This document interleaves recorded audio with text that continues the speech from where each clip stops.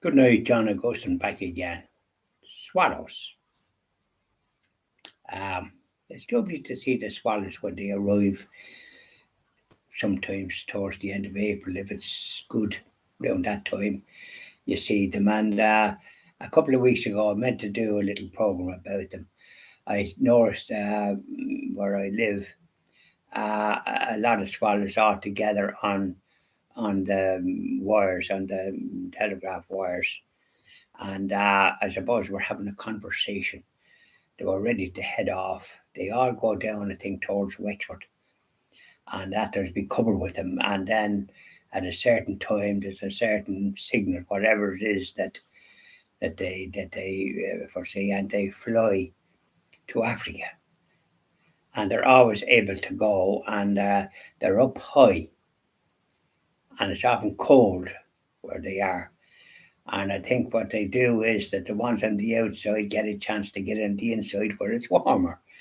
So they have nature, and God provides this great gift for these swallows. They are a great visit when they come to the country, and then when they go down to Wexford, and there's millions of them, I think, there, and then off they go. And isn't that marvelous that they have this great gift there on their journey to where the weather is just about right for them, the parts that they go to. They come here, our temperature would be just average. Was not, that's why we're such a green field and we've plenty of rain, but obviously there's enough for them, and they're going around and that, and I love to see them. I remember them coming when I saw the first of them, because when you're in the country where I am, and in a sort of a rural setting, quite near the town, but it's rural. And so you see all these things. Sometimes in the city, you see them as well, but maybe in the suburbs, you have a seagulls up there, and the noise of them is kind of deafening. There's some here, but we don't have them as bad as they have them in Dublin, because even in suburbs, you hear them, and they make a kind of a screech. I was never too keen on them. And though I didn't notice it, I think, when I was young, but then they're screeching. They were at the seaside mostly at that time, because there was fishing boats and there was plenty of food for them. But I think they interfere with the fishing, and our fishing boats might be as plenty. But I must visit out and see and check with folk that are familiar with the fishing and in that business, because I knew plenty of skippers and their own boats when I lived there. So I want to check to see is the same fish in the inshore, because I think that they're restricted.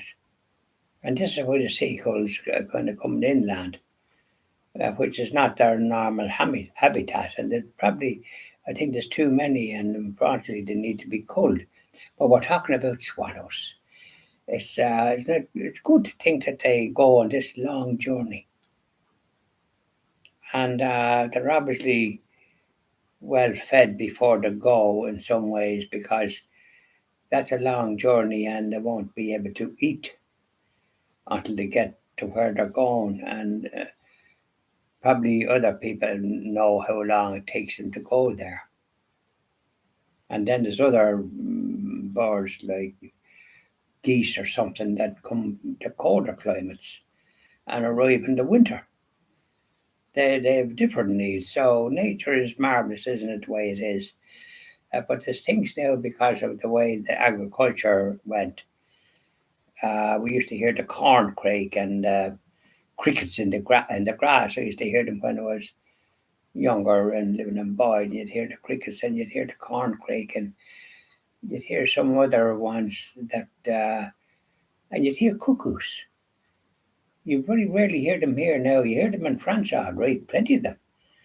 In Brittany and that area there in the summertime, when you land in Cherbourg and go along, you hear the cuckoo. And especially when you stop, because we said you don't be driving. Well, I like to sort of drive a certain amount and then stay, and I used to hear the cuckoos. quite a lot. It's a nice sound to hear in that time of the year because it's only on for a month or maybe 6 weeks or something. Nature is a marvel thing. So they have trees and their agriculture is conducive to these birds. So they're blessed with that. We're not. I think I only heard a cuckoo here a couple of times. One down in Lake Derravara. Lovely name for a lake, isn't it? One time I went down there towards the lake. I like to go down there when in the summer, and because or in the probably the early spring or the late spring, and I heard the cuckoo, and I know I recognise a cuckoo because pigeons make a kind of a sound, but it not a cuckoo. But it's marvelous to hear it. Nature isn't it great? Thank God we grew up and knew that I heard the corncrake and all these things, and I kind of think I liked it because the nature is responding, isn't it? So we're talking about swallows, but we can go into other birds. And I notice I had plenty of blackbirds in the garden. Now I don't know what the reason is, but I don't see them. Now whether they've gone somewhere else or something, I don't know. I didn't know blackbirds went anywhere. I thought I'd see blackbirds come from other countries because it gets too cold and it's not food for them to come here. And I just see them, and because they're kind of territorial in that way, when you put food out for them, they're running their colleagues and they want it all, that type of way. So birds can be very, what's the word, bossy with one another. But I just spread it out so as the ones that get bossed, the ones that want food here, there, and yonder, they can't be just all over the place either. Then that means they're not eating. Somebody else will eat it. The smaller birds and robins here, but I haven't seen as many as I did. No, I don't know why that is. I hope it's not something that's occurring. So there you are. So our birds are great companions in some ways, especially when in the winter when the robin has this lovely sweet song, sweet the way they sing. Lord giving honor and glory to God. That's the way I look at it. So have a good evening now. I think that's the last that I'll be doing. Bye now. Enjoy the rest of the evening.